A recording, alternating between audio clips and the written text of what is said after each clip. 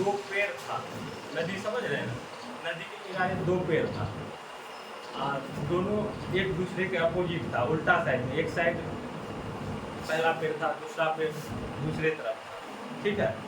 और वो पेड़ जो था बहुत ही हरा भरा था दोनों, और एक पक्षी का परिवार आया, ठीक है, पक्षी का परिवार जैसे चिड़िया सब आई, और उसके दो बच्चे थे और चिड़िया था।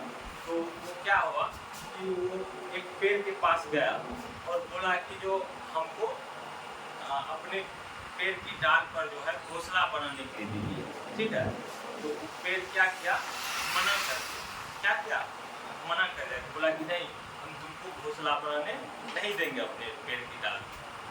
तो वो मायूस हो गया, पक्षी क्या हो गया, पक्षी का परिवार पूरा मायूस हो गया, उसका जो दोनों बच्चा था और पक्षी था, दोनों तीनों मायूस हो गया। मायूस हो के फिर दूसरे पेड़ के पास गया, उसी नदी के दूसरे तट पे दूसरा पेड़ था।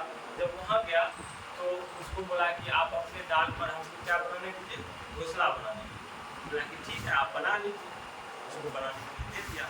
पहला पेड़ तो मना कर दिया और दूसरा पेड़ दे दिया बनाने के, रहने के लिए खुशी पूर्वक रहने लगा, अपना घोंसला बनाया, अच्छा से घोंसला बनाया तरीका से, एक एक करके, और बहुत अच्छा से आराम से रहने लगा। कुछ दिन जब बीत गया तो बारिश का जब समय आया, पूरा मूसलाधार बारिश हुई, जैसे अभी सावन भादव का महीना है, इस तरह से बारिश हो रहा था। तो 2 दिन तक कंटिन्यू बारिश हुई तो नदी का पानी धीरे धीरे जलस्तर क्या हो गया, बढ़ते गया। और जो पहला पेड़ था उसका जड़ जो था कमजोर था, ठीक है, और वो टूट के बह गया, क्या हो गया, बह गया।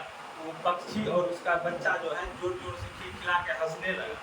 क्या हंसने लगा कि हम लोग जब गए थे इससे आश्रय लेने के लिए तो हमको आश्रय नहीं दिया और जोर जोर से हंसने लगा।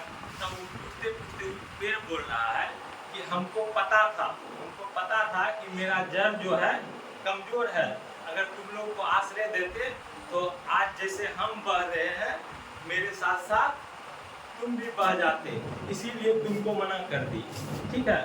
अभी हम लोग स्टूडेंट जीवन में हैं।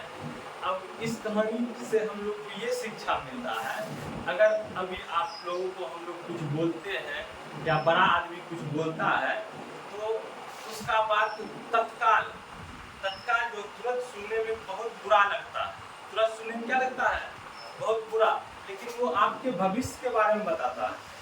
आप जब बड़े हो जाइएगा, जब पीछे की बात को सोचिएगा, समझिएगा, तब आपको समझ में आ रहा है, अरे सर जो बोल रहे थे सही बोल रहे थे, मेरे मम्मी बोल रही थी वो सही बोल रहे थे, मेरे पापा बोल रहे थे, भैया बोल रहे थे, जो भी बोल रहे थे सही बोल रहे थे, ठीक है।